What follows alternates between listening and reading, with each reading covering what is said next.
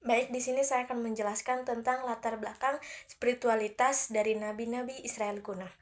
Dalam cerita rujukan ke keadilan sosial dalam tradisi Kristen, seringkali dikatakan dengan frasa atau panggilan kenabian. Dengan mengatakan hal tersebut, tentu saja dibayangkan bahwa para nabi berperan besar dalam mewujudkan kesadaran akan keadilan sosial. Oleh karena itu, gereja dan orang-orang Kristen masa kini memperjuangkan keadilan sosial, maka gereja akan dianggap meneruskan tradisi kenabian dalam kehidupan bergereja maupun bermasyarakat. Selanjutnya, kita akan masuk dalam nabi-nabi profesional atau kultus dan nabi-nabi non-profesional atau non-kultus. Nabi kultus adalah nabi yang mempunyai kedudukan di bait Allah, sedangkan nabi non-kultus adalah nabi yang tidak mempunyai kedudukan atau jabatan dalam bait Allah. Nabi yang pertama adalah Amos, adalah nabi non-profesional. Amos dikatakan sebagai nabi non-profesional atau non-kultus karena beberapa alasan yang berkaitan dengan latar belakangnya. Dan cara ini menerima panggilan sebagai nabi. Yang pertama, latar belakang Amos. Amos adalah seorang gembala dan peternak pohon ara dari Tekoa, sebuah desa kecil di Yehuda. Berbeda dengan nabi-nabi yang lain, yang seringkali berasal dari latar belakang keagamaan atau pendidikan yang formal dalam lingkungan kultus, seperti sekolah nabi atau kuil. Amos berasal dari profesi yang sangat biasa dan sederhana.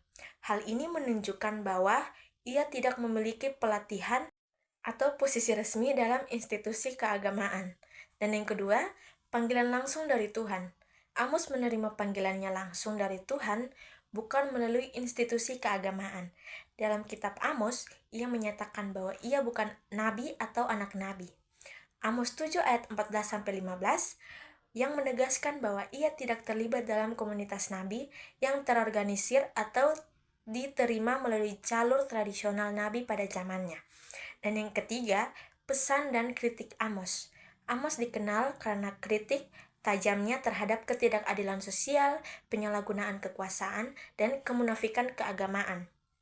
Pesan seringkali berlawanan dengan institusi keagamaan yang ada pada saat itu, yang mungkin menunjukkan bahwa ia tidak terikat atau tidak memiliki afiliasi dengan institusi keagamaan yang korup atau terpolitisasi. Ia menyampaikan pesan tentang keadilan dan kebenaran yang diilhami oleh pengalamannya sendiri dan hubungannya langsung dengan Tuhan. Dengan latar belakang dan pendekatan seperti ini, Amos dianggap sebagai nabi non-profesional atau non-kultus karena ia berfungsi di luar struktur formal dan tradisi keagamaan yang ada pada zamannya. Dan yang berikutnya, Nabi Yesaya, Yeremia, dan Yeskiel adalah nabi yang dipersiapkan secara profesional menjadi imam, namun menjalankan peran nabi. Yesaya, Yeremia, dan Yeskiel dianggap sebagai nabi yang dipersiapkan secara profesional menjadi imam, namun menjalankan peran nabi karena beberapa alasan terkait latar belakang mereka dan hubungannya dengan institusi keagamaan. Yang pertama, Yesaya. Latar belakang keagamaan Yesaya dikenal sebagai seorang nabi yang sangat terkait dengan istana dan kuil di Yerusalem. Ia mungkin berasal dari keluarga yang memiliki hubungan dekat dengan istana dan pelayanan keagamaan, yang menunjukkan persiapan dan latar belakang keagamaan yang kuat. Dan yang berikut, akses dan pengaruh. Yesaya memiliki akses yang baik ke raja-raja Yehuda dan sering memberikan nasihat langsung kepada mereka yang menunjukkan bahwa ia memiliki posisi yang penting dan berpengaruh dalam struktur keagamaan dan politik saat itu. Dan yang kedua, Yeremia. Keluarga imam. Yeremia berasal dari keluarga imam di Anatot, sebuah desa di luar Yerusalem. Ia adalah anak Hilkia, seorang imam.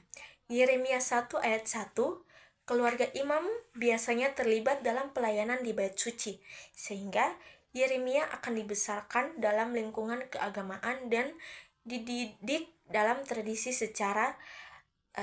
serta tugas keimanan.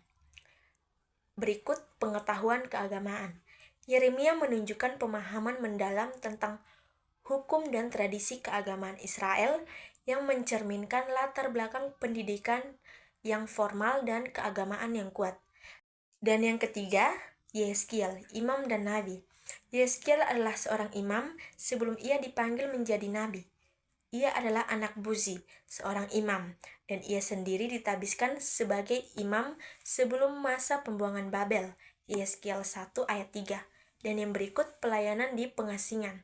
Sebagai seorang imam, Yeskiel membawa perspektif keimanan ke dalam pesan kenabiannya, terutama dalam penglihatan-penglihatannya tentang bait suci yang baru dan pemulihan Israel.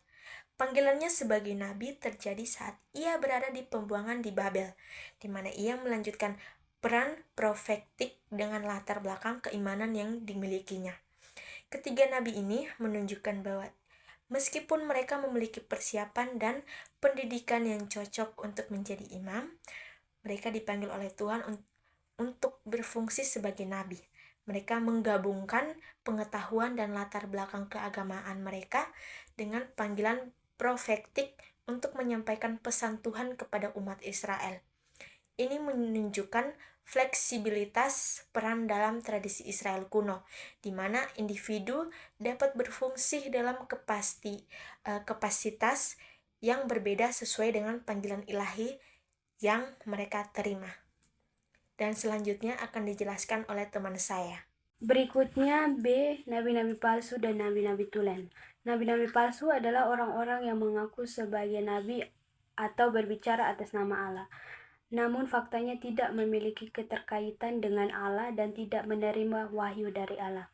Nabi-nabi tulen adalah orang yang memang diutus oleh Allah dan menerima wahyu yang benar serta hidup sesuai dengan ajaran Allah. Kemudian kisah Yeremia dan Nabi Hananya. Nabi Yeremia diutus oleh Tuhan untuk memperingatkan bangsa Israel tentang hukuman yang akan datang karena dosa-dosa mereka. Pesan-pesan Yeremia seringkali tidak populer karena berisi nubuat tentang kehancuran Yerusalem dan penawanan di Babel. Berbeda dengan Yeremia, ada nabi-nabi palsu yang menyampaikan pesan-pesan yang menyenangkan hati rakyat tetapi tidak berasal dari Tuhan. Pertemuan Yeremia dan Nabi Hananya.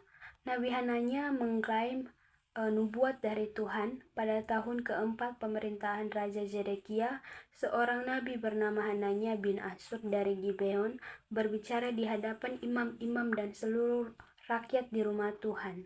Hananya mengklaim dalam 2 tahun Tuhan akan mematahkan Kuk Babel dan mengembalikan semua perkakas rumah Tuhan serta semua orang yang telah dibawa ke Babel termasuk Raja Yekonya. Kemudian Yeremia menanggapi dengan skeptis meski ia berharap apa yang dikatakan Hananya adalah benar. Yeremia mengingatkan bahwa nabi-nabi sebelum dia seringkali menubuatkan perang, bencana, dan wabah. Jika seorang nabi menubuatkan damai dan hal itu terjadi, barulah nabi itu diakui sebagai nabi yang benar dari Tuhan. Yeremia kemudian pergi dengan membawa kuk kayu di lehernya sebagai simbol penindasan Babel yang telah diproklamasikan sebelumnya oleh Tuhan. Kemudian Hananya mengambil kuk kayu dari leher Yeremia dan mematahkannya sebagai simbol bahwa Tuhan akan mematahkan Kuk Babel. Setelah peristiwa itu, Tuhan berbicara kepada Yeremia menyatakan bahwa Hananya telah membuat rakyat percaya kepada kebohongannya. Tuhan menyuruh Yeremia untuk mengatakan bahwa Hananya telah mematahkan kuk kayu, tetapi Tuhan akan menggantikannya dengan kuk besi yang melambangkan penindasan yang lebih keras dari Babel. Tuhan juga menubuatkan bahwa Hananya akan mati dalam 2 tahun itu karena telah memberontak melawan Tuhan. Kemudian Hananya mati. Sesuai dengan nubuat Yeremia, Hananya meninggal dalam tahun yang sama, membuktikan bahwa dia adalah nabi palsu. Kemudian kesimpulan dan tanggapan kritis. Kesimpulan, dalam cerita rujukan keadilan sosial dalam tradisi Kristen seringkali dikaitkan dengan frasa panggilan kenabian dengan menyatakan bahwa hal tersebut, maka tentu saja dibayangkan bahwa para nabi berperan besar dalam mewujudkan kesadaran akan keadilan sosial. Oleh karena itu, gereja atau orang-orang Kristen masa kini memperjuangkan keadilan sosial, maka mereka akan dianggap meneruskan tradisi kenabian dalam kehidupan bergereja maupun bermasyarakat. Selain itu, ada perbedaan antara nabi-nabi dianggap profesional atau kultus dan nabi-nabi dianggap non-profesional. Nabi-nabi seperti Amos yang dianggap non-profesional menekankan pentingnya keadilan dan perjuangkan prinsip-prinsip spiritual tanpa terkait oleh institusi kultus. Mereka juga sering mengkritik praktik keagamaan yang tidak selaras dengan keadilan sosial. Spiritual dapat membantu umat untuk mempertahankan prinsip-prinsip yang baik dan menghasilkan manfaat bagi masyarakat. Selain itu juga menunjukkan betapa rumitnya karakter dan pengalaman rohani para nabi yang ditemukan dalam teks Alkitab, serta mengaku bahwa ada banyak tradisi agama dan jenis kepercayaan yang berbeda. Meskipun ada perbedaan antara nabi ekstatis dan non-ekstatis, keduanya dapat diapresiasi karena perbedaan keagamaan tanpa menunjukkan preferensi tertentu. Kemudian tanggapan kritis. Materi ini mungkin membantu kita untuk memahami lebih baik bagaimana kenabian berhubungan dengan keadilan sosial dalam tradisi Kristen. Meskipun istilah panggilan kenabian sering dikaitkan dengan perjuangan untuk keadilan sosial, penting untuk diingat bahwa kenabian juga mencakup berbagai aspek kehidupan spiritual dan moral, seperti pemberitaan firman Tuhan, pengajaran moral, dan pemimpin rohani. Sehingga dalam materi ini juga menghantarkan kita untuk bagaimana memahami pengertian dan pekerjaan Nabi. Oleh karena itu, dalam pembahasan ini sangat membantu kita untuk memahami dan melawan munculnya banyak pengakuan dari orang-orang tertentu yang menyatakan dirinya sebagai nabi.